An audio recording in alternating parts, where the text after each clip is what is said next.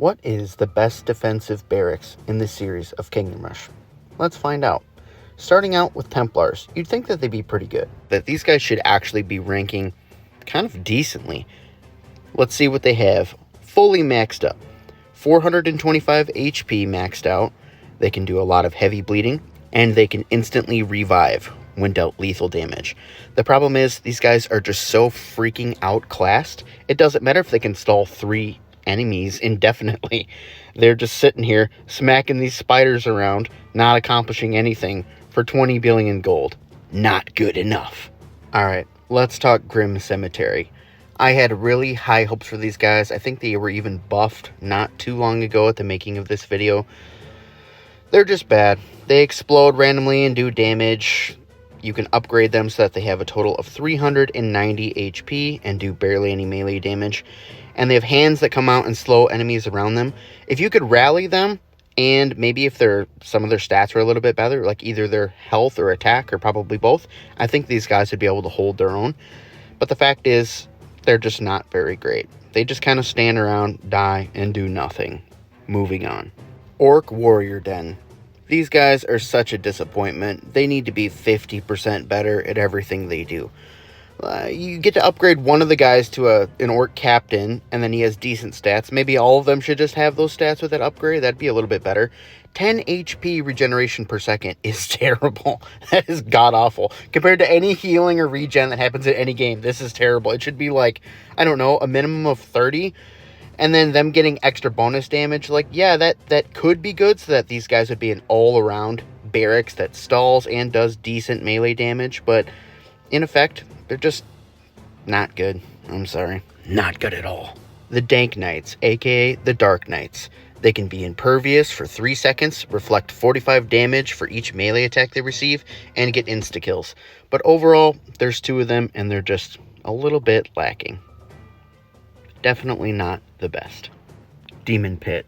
Personally, probably my favorite tower in the series, or at least my favorite barracks. I think this thing does have unrealized potential. Many people gloss over it because it's not a traditional barracks. You can't just plant them wherever you want. They just kind of spawn indefinitely. But I also think that that's one of their strengths. Now, they do have the big boy that'll walk through right here.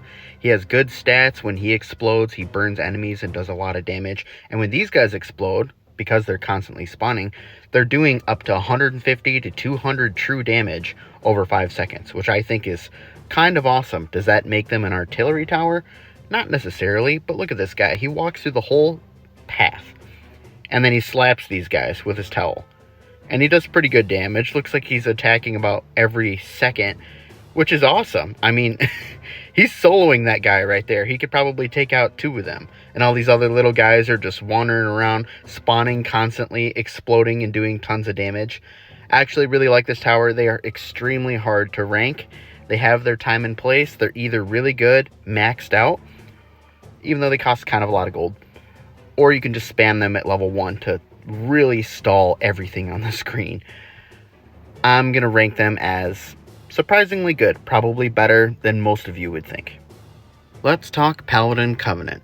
These guys get a little bit of a damage boost from a captain. They have invincibility / healing, and they're overall just pretty reliable, hard to kill them. Pretty good, but not amazing. Assassin's Guild. Oh yes, a very good barracks. And actually surprisingly defensive.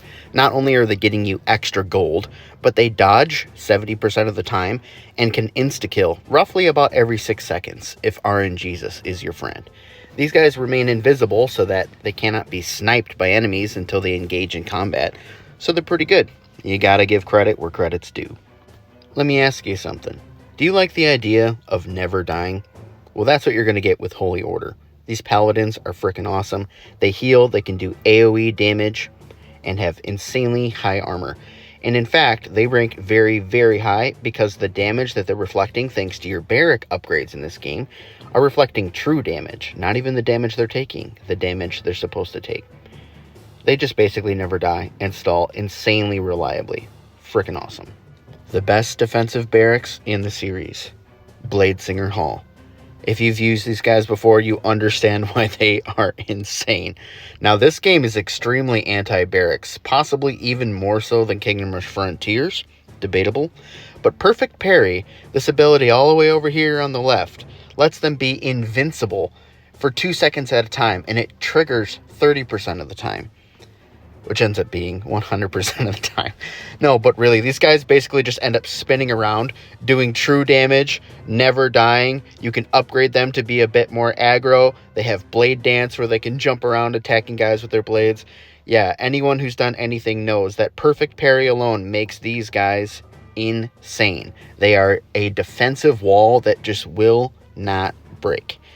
Being invincible constantly is just utterly ridiculous. They almost have no weakness.